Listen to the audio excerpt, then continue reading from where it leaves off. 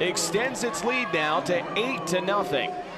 Brittany Demery is in against Atlanta. I go back to that call on 4th and 10 or 4th and 5, electing to go for it versus punting it. That gave Atlanta a 19-yard field to work with. It was 4th and 10. They called the quarterback draw. You're right, Dave. Chicago's offense back out on the field from the 15-yard line. A.J. Johnson flanked to the right side. That is their key contributor on offense. This time they're going to keep it on the ground. Christelle the Ferrari Harris in a gain of 2 yards.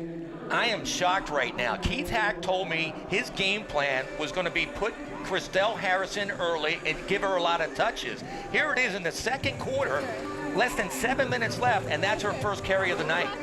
Well, they haven't had the ball. That Atlanta drive, the first one, took up almost the entire first half or first quarter, so they really haven't been out on the field. Well, she wasn't on the field either, though. That's what surprised me. She was supposed to start. His whole thing was, okay, we saved her all year. We're going to play her now, and they're not playing her. That is a 2nd and 8 screen pass to Shabria Civilian.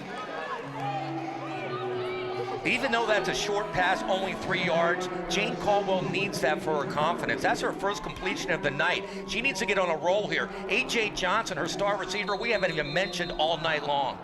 Jane Caldwell's confidence has been shaken often this season. You heard from her earlier in this quarter. Coach Keith Hack from time to time has been known to get on her, and I'm not sure mentally she's strong enough right now to take that and still be able to perform. Well, that's the question. That's the big question. We know she's a great athlete, but is she an elite quarterback? In a game like this, she has to step her game up. Chicago's ball now at the 20 from the shotgun. This is Jane Caldwell with the option back to Harris. That was nearly a fumble. Atlanta's defense all over the Ferrari. Hey, I'm gonna show you how excited when you eat my pussy. Wow. The Ferrari throwing shade at Atlanta. That is definitely an NSFW moment in the LFL. Getting back to football, that was a gain of 1 yard, so that'll set up a 4th and 4. So another key 4th down here early for this Chicago team. So far they haven't converted. Atlanta has, and they have the lead. That could be huge in this game. Jane Caldwell trying to take command of this offense. Now in the shotgun, Christelle Harris flanked to her right side.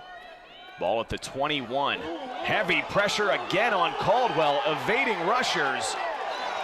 And now Keon Harrison and Brittany Demery. This Atlanta defense is a 1st and 10 from under center, throwing down the field, wasting no time. And that ball sailed into the stands. Against Ziegler, a 9 route. She threw it up just to compete for the ball, and she got hit after that 5-yard rule. This is Jessie Locklear. That hole closed up real quick. Tackle by Allie Alberts. Locklear did manage 3 yards on the carry. Going back to the play calling here for Atlanta, give credit to Mark White. They've got a champion like Chicago on the ropes early here, and he was going for the jugular to Ziegler. Well, that's Atlanta's game plan tonight. Go on the ground, give it to Locklear and Demery. Everybody comes up and go to your star receiver deep. 3rd and 7. Dakota Hughes in the shotgun. We'll see the center exchange here. This time a good-looking snap back from Wojciechowski. That is Hughes keeping it herself. 7 yards on the carry. 1st and goal, ball at the Chicago 7-yard line. A full backfield, this time to Jessie Locklear, toss left. That is Kristen Morrison on the tackle for no gain. It is absolutely amazing how many plays Atlanta has had tonight. It feels like the Chicago offense hasn't even been on the field. This is where conditioning comes in. Nobody's huffing and puffing on the Chicago defensive side of the ball just yet. But if this pace keeps up, like you mentioned, I don't see any defense being able to be out on the field as much as Chicago has. You got to hand it to Mark White, the offensive coordinator. Right now, this is going to perfection. They're just going down the field. 5 yards, 4 yards, 5 yards, 4 yards. As we approach the 2-minute mark here in the second quarter, a 2nd and goal play, toss right. That is Brittany Demery. The 170-pound power back gets it down to about the 2-yard line. And that will take us to our 2-minute warning Atlanta up 8-0. How the fuck is she getting outside? How? God, stop getting hooked by Purnell. What the fuck? One and told him exactly what to do. Gotta love that. A 3rd and goal play, another poor snap exchange. Honestly, I don't know what to say about Dina Wojcicki. At what point do you remove her from the center position? You're right. It seems like and you have a bad snap. You can't do that in championship games and get away with it. A 3rd and goal, ball backed up to the 7 of Chicago. It was at the 2-yard line prior to Wojcicki's penalty. We'll see if Atlanta can take a shot at the end zone here. Another toss left to Demry, this time kind of an ugly toss. And Demry trying to motor her way down to the goal line. A gain of 3 yards. Demry, we mention it all the time. She is a beast. She doesn't stop her motor. Her legs kick high. She has a high motor. I love watching her play fullback. We talked about that front line of Chicago. They're very athletic, but they're smaller, they're leaner. They could struggle against Demry tonight. And they're going to go back to number 2 and into the end zone. How you get 2 holes with 1 block, D? Hey, crack that motherfucker like. Hey, how you get 2 holes with 1 block? Lauren Ziegler pointing out her great blocking on that Demry touchdown. More importantly, Atlanta now up 14-0. Deja vu for head coach Keith Hack of Chicago. This is the 3rd time in a row. Looks like going into halftime, Atlanta's going to have a lead. This is the 2-point attempt with Jessica Salazar. Nothing doing. That is Chantel Taylor coming off injury and making a key stop for this Chicago defense. Great to see Chantel Taylor back in action. This Chicago defense is going to need her. These drives by Atlanta have been incredible. I mean, the amount of plays, I've never seen anything like it. Chicago does have a pair of timeouts remaining and just over a minute here in the first half. Trailing this one 14-0 from the shotgun. Caldwell back to pass over the middle and well overthrown. That is intercepted by Lauren Ziegler.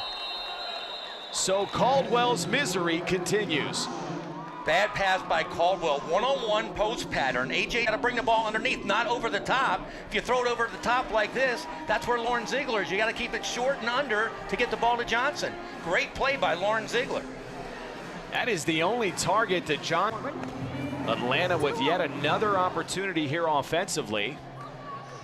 Over 51 seconds remaining with a pair of timeouts. Dakota Hughes again keeping it herself. Not getting out of bounds, but does manage 12 yards as the clock continues to run.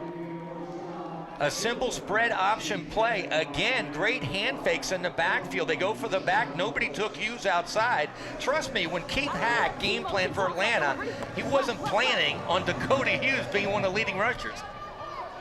Hughes deceptively fast. Now a 1st and 10, ball at the Atlanta 25.